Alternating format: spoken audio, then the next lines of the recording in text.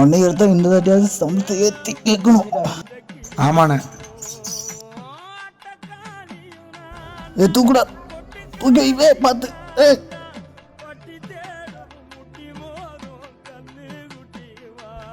பாம்பு கடிச்சிச்சு. என்னடா சொல்ற?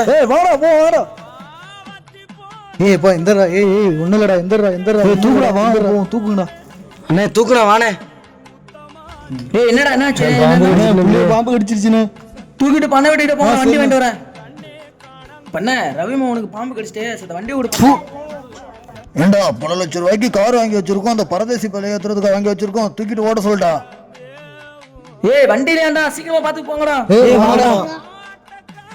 மா வைத்திரமா. பாம்பு வைத்திரமா முடிஞ்சுப்பா.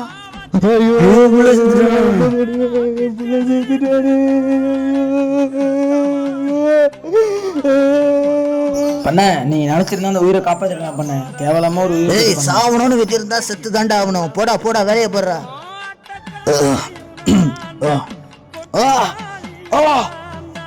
ஐயோ பாம்பு கடிச்சிருச்சு. பாம்பு கடிச்சிரு. வாடா.